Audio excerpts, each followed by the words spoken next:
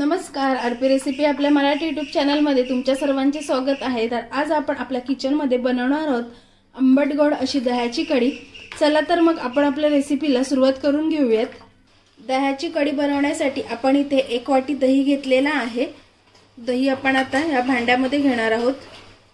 दही आपल्याला जाडसरच घ्यायचं आहे दह्याची कढी बनवण्यासाठी। दही आपल्याला चांगला फेटून घ्यायचा आहे आणि दह्याची कढी बनवताना दही आपल्याला जाडसरच घ्यायचं आहे।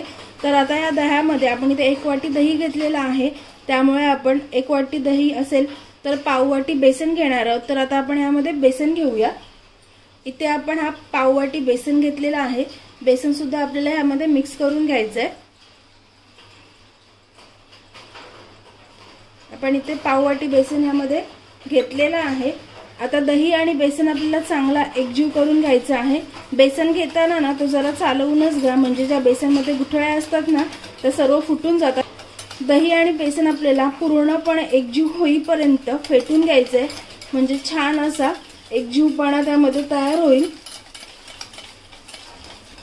यामध्ये आपण ना आता पाव वाटी होईल एवढा पाणी घेऊयात। इथे आपण पाव वाटी होईल इतकं पाणी घेतलेलं आहे। आता दही आणि बेसन मध्ये आपण पाणी घेतल्यावर ते आपल्याला अजून छान असं फेटून घेता येईल। दही आणि बेसन मध्ये आपण आता पाव चमचा हळद घेऊयात। इथे आपण घेतलेली आहे पाव चमचा हळद। आता आपण हळद सुद्धा मस्तपैकी ह्यामध्ये मिक्स करून घेणार आहोत। हळद आपल्याला यासाठी घ्यायची आहे कारण हळदीमुळे जरा पिवळसरपणा येतो। फोडणीला देताना सुद्धा आपल्याला हळद घ्यायचीच आहे। इथे पहा दह्याला आणि बेसनला मस्तपैकी असं पिवळसरपणा आलेला आहे, यासाठी आपल्याला हळद घ्यायची आहे, म्हणजे कढी आपली जरा पिवळीच होईल, सफेद सफेद होणार नाही। तुम्हाला जर हळद नको असेल, सफेद कढी हवी असेल तर तुम्ही त्यामध्ये हळदीचा थोडा सुद्धा वापर नाही केला तरी सुद्धा चालेल। इथे मस्तपैकी असं आपला दही आणि बेसन फेटून झालेला आहे।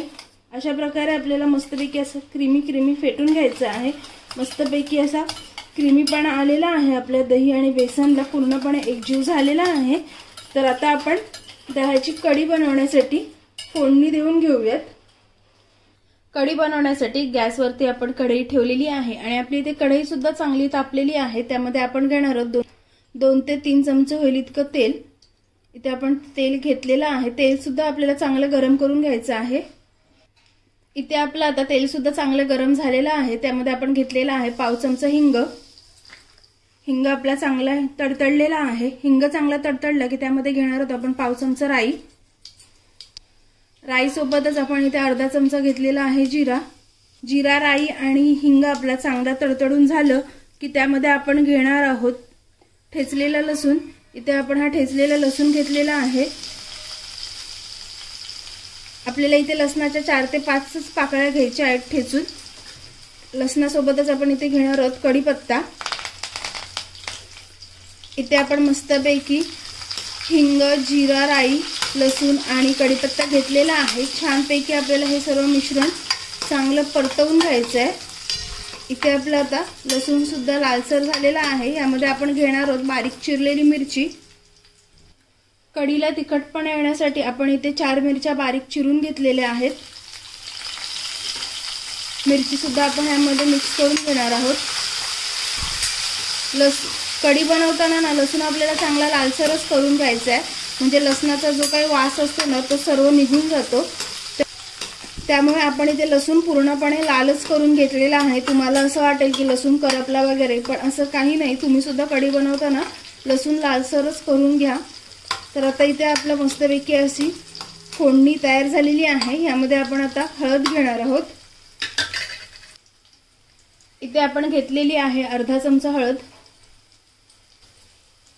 आपण आता हळद सुद्धा छान अशी फोडणीमध्ये मिक्स करून घेऊयात। आता हळद सुद्धा आपण चांगली मिक्स करून घेतलेली आहे। यामध्ये आपण आता फेटून घेतलेलं दही मिक्स करून घेऊयात। इथे आपण हे दही घेतलेलं आहे चांगलं फेटून, दही आणि बेसन हे आता आपण यामध्ये मिक्स करून घेणार आहोत। दही आणि बेसनाचं मिश्रण आहे ते मस्तपैकी असं आपलं जाडसरच राहिलेलं आहे। पहा इथे आपण सर्व दही घेतलेलं आहे। आता आपण मस्तपैकी असं हे मिश्रण फोडणीमध्ये मिक्स करून घेऊयात। इथे आपण छान असं दही सर्व फोडणीमध्ये मिक्स करून घेतलेलं आहे। आता आपण कढी आपली जरा पातळ होण्यासाठी यामध्ये पाणी घेणार आहोत। इथे आपण घेतलेला आहे अर्धा वाटी पाणी। तुम्हाला जेवढी कढी हवी असेल ना तेवढं त्यामध्ये पाणी मिक्स करा, जास्तीचं सुद्धा पाणी यामध्ये घ्यायचं नाही। इथे आपण आता यामध्ये पाणी मिक्स करून घेतलेला आहे। इथे मस्तपैकी असं आपल्या इथे कढीला रंग सुद्धा आलेला आहे। आणि कढी बनवताना ना आपल्याला हे जे काही आपण दही यामध्ये मिक्स केलेला आहे, ह्या दह्याला म्हणजे ही जी आपली काही कढी झालेली आहे, कढीला आपल्याला अजिबात एक सुद्धा उकळी येऊन द्यायची नाही। आपल्याला असंच सतत तिला एकजीव करत राहायचं आहे। आणि जर उकळी आली ना आपल्या कढीला तर समजायचं की मग आपला दही फुटलेला आहे।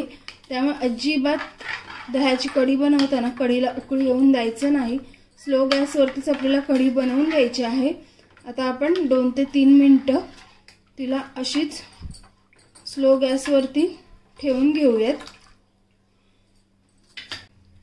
इथे आपले आता 2 ते 3 मिनिटं झालेले आहेत। आता आपण कढीमध्ये चवीपुरतं मीठ घेऊयात। इथे आपण घेतलेलं आहे चवीपुरतं मीठ। इथे आपण आता मीठ सुद्धा मिक्स करून घेतलेलं आहे आणि मस्तपैकी अशी आपल्या इथे आंबट गोड अशी दह्याची कढी तयार झालेली आहे। ह्यामध्ये आपण आता बारीक चिरलेली कोथिंबीर घेऊयात। इथे आपण घेतलेली आहे भरपूर सारी बारीक चिरलेली कोथिंबीर। मस्तपैकी अशी आपल्याला इथे कोथिंबीर बारीक चिरून घ्यायची आहे। आता आपण कोथिंबीर सुद्धा मस्तपैकी अशी कढीमध्ये मिक्स करून घेऊयात। परत एकदा सांगते, कढी बनवताना कढीला आपल्याला अजिबात उकळी येऊन द्यायची नाही। आणि उकळी आलीच तर समजायचं आपलं दही इथे फाटलेलं आहे, त्यामुळे आपली कढी सक्सेसफुल झालेली नाही। पहा इथे आपल्या कढीला अजिबात थोडी सुद्धा उकळी आलेली नाही, आपल्या इथे दही अजिबात फाटलेलं नाही आणि सक्सेसफुली आपली इथे आंबट गोड दह्याची कढी तयार झालेली आहे। पहा दिसायला सुद्धा खूप छान दिसते आणि सुगंध तर एकदम भन्नाट सुटलेला आहे। तुम्हाला जर ही रेसिपी आवडली असेल ना तर तुम्ही सुद्धा नक्की ट्राय करून पहा।